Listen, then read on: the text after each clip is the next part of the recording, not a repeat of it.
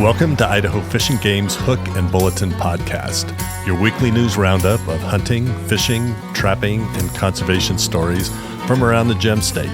Hosted by Fish and Game's Public Information Specialist, Connor J. Lease. And welcome back to Idaho Fish and Game's Hook and Bulletin podcast. This week we're talking about a bighorn sheep pneumonia outbreak in Southwest Idaho, the proper way to feed birds in your backyard, and speaking of backyards, how to be a good neighbor. But first, what the heck do white-tailed deer, beavers, and loggers all have in common?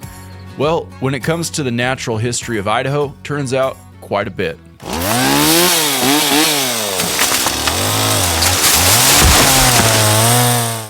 Beavers and loggers have some obvious things in common, but beavers, loggers, and white-tailed deer are linked in Idaho's natural history in significant ways you might not expect. Beavers were among the main reasons for early explorers to travel into Idaho, and when early fur trappers arrived, they found beaver-rich river systems across southern Idaho. Beavers thrived in the rivers and tributaries and did what beavers do best: build dams. Those dams created a lush river bottom and riparian environment in southern Idaho's arid landscape, which created good habitat for white-tailed deer. Trappers removing a large segment of the beaver population altered that river bottom habitat. Settlers keyed in on whitetails as a food source and also converted those prime river bottoms into agricultural lands, all of which caused whitetail populations in the southern part of the state to plummet. That's in stark contrast to modern Idaho, where whitetails are largely associated with the Panhandle and Clearwater regions. But that's a fairly recent phenomena in Idaho's history. Whitetails were once much more sparse in the northern parts of the state, but as that region was settled, logging was an important industry. Removing the dense forest canopies along with huge wildfires opened vast swaths of habitat across the region and ushered in a proliferation of white-tailed deer, which are now the predominant deer species north of the Salmon River. There's much more to the story than beavers, trappers, and loggers. You can learn about how Idaho's whitetail populations evolved, how Idaho Fish and Game has managed this species for decades, and why they continue to be a vital part of our rich big game hunting. If you're a kind of wildlife nerd like me and want to learn more about Idaho's white-tailed deer in general, hit the link below and watch our regional wildlife biologist, Kenny Randall, give one of the most in-depth commission presentations of the year. Highly, highly recommend it. Now, whether you're new to feeding backyard birds or a seasoned avian culinarian, pull up a chair and let me tell you a little story about the birds and the seeds. We all know that neighbor that takes bird feeding to Olympic Games level extremes. With tree limbs sagging under the weight of countless bird feeders and a back lawn that looks like it was ripped straight out of Augusta Country Club, they stand out on their back porch with arms outstretched as a myriad of birds swoop in to feed directly from their palms. That may sound like a bit of an exaggeration, but you don't need to be Snow White to attract backyard birds. Many species, including finches, chickadees, jays, nuthatches, sparrows, doves, and more, may very well settle on your backyard bed and breakfast with a proper bird feeding setup this winter. Usually, feeding wild animals is not a smart move. Feeding birds, however, is a special case, since they don't often become dependent on feeders alone and instead use feeders to supplement their daily natural diet. Winter feeding also gives a little assistance to our feathered friends during the harsh, colder months. Here are a few ways to spice up your bird feeding buffet and enjoy an enchanting opportunity to observe wildlife right in your own backyard. First up, before you go hanging your bird feeder or feeders all across your backyard, you'll need some seed. Depending on the types of birds you're hoping to attract, there are many feed and feeder options out there. For instance, hanging-style feeders can attract songbirds such as house finches, chickadees, jays, nuthatches, and many others. Thistle feeders can bring in goldfinches, siskins, and house finches, and suet can attract woodpeckers, chickadees, and nuthatches. There are many kinds of birdseed out there on the market. Be sure to source your birdseed from reputable sources to avoid dust, insects, weed seeds, and any other impurities from making their way into your feeder. Black oil sunflower seed is a favorite of many species. Millet and cracked corn are favorites for many ground-feeding birds, and finches and siskins love their Niger thistle. To avoid freeloaders like squirrels, rats, and mice ruining your supply, store birdseed in tight, waterproof containers. This will also help prevent mold. Now let's talk about bird feeders for a sec. Birds don't have the same pleasures that we do when it comes to drive-through windows. Placing a bird feeder too close to hazards can end up doing more harm than good. So avoid placing feeders near windows or doors and keep placement height and accessibility in mind. Predators such as hawks or free-range and house cats can quickly become uninvited backyard dinner guests when feeders are put out in the open or near low-hanging ledges. Number 3, a hearty meal wouldn't be complete without a drink. Birds utilize bird baths throughout the year, not only to stay clean, but to keep themselves hydrated, a luxury we humans should not try in our baths at home. If possible, include a bird bath in your backyard bed and breakfast. There's several types on the market, but you can't go wrong with a simple clay potting saucer. This time of year, however, it might be a little troublesome keeping that bath ice-free. There are a couple of solutions, including special bird bath heaters, to help keep their baths from freezing over. And no, they don't come with little mini whirlpool jets and colored LED lights. Number 4, a bird's bath or feeder only does its job when it's clean. Imagine inviting over the whole cul-de-sac for a hot tub party and leaving the chlorine float in the garage. It's very important that backyard bird enthusiasts keep their feeders and bird baths tidy and disinfect at least once a month to prevent the spreading of diseases. Along those lines, aim for using perch-style feeders rather than open saucer-style feeders. Because of their openness and contamination from bird feces, open feeders and baths can become a breeding ground for disease.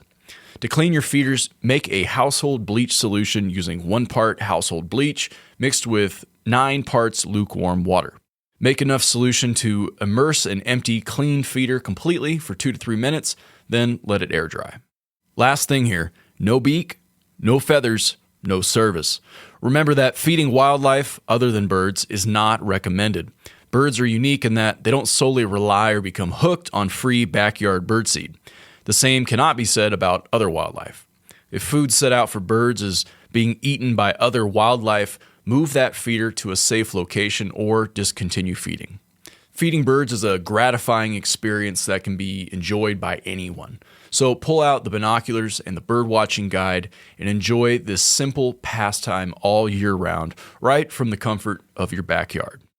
Now, speaking of hanging out with the neighbors in your backyard, here's how Idaho Fish and Game partners up with other land management agencies and landowners to take care of your backyard.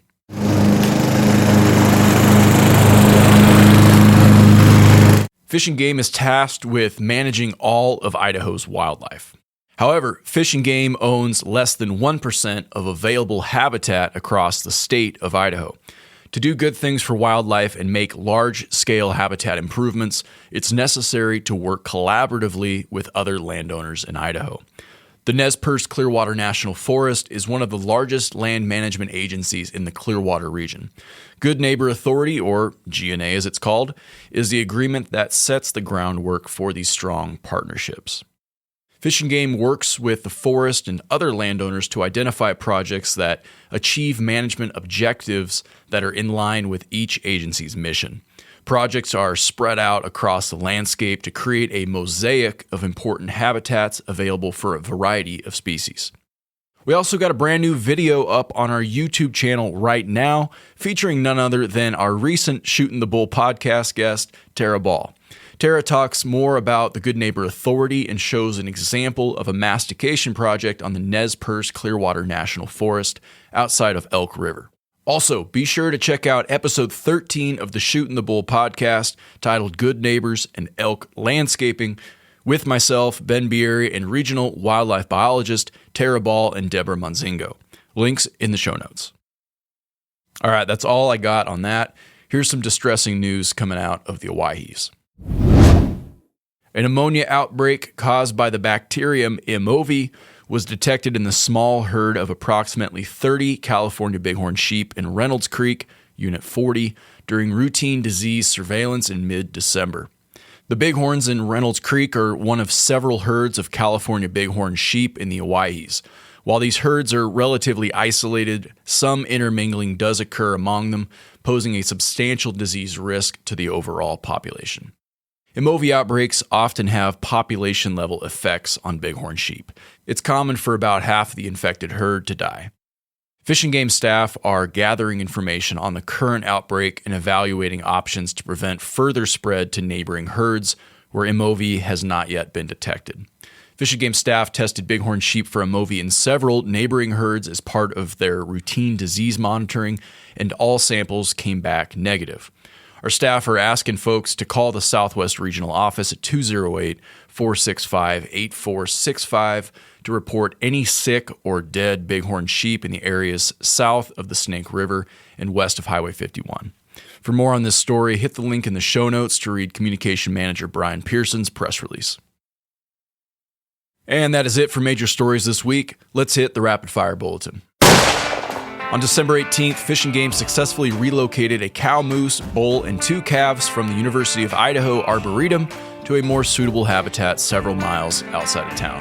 These moose have become increasingly habituated to the easy living conditions on campus, raising concerns about their safety and potential conflicts with students, faculty, and local residents. To prevent any risk to the animals or the public, our staff carefully darted and transported the moose to a remote location where they can thrive in a more natural environment.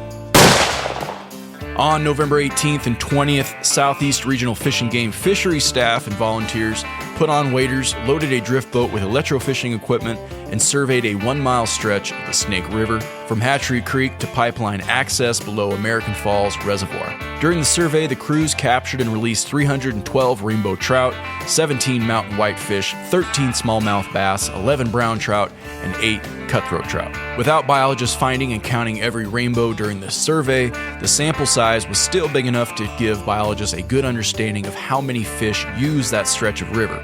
In this case, fisheries staff estimate that there were about 2,000 rainbow trout in that mile-long stretch of the Snake River during the survey.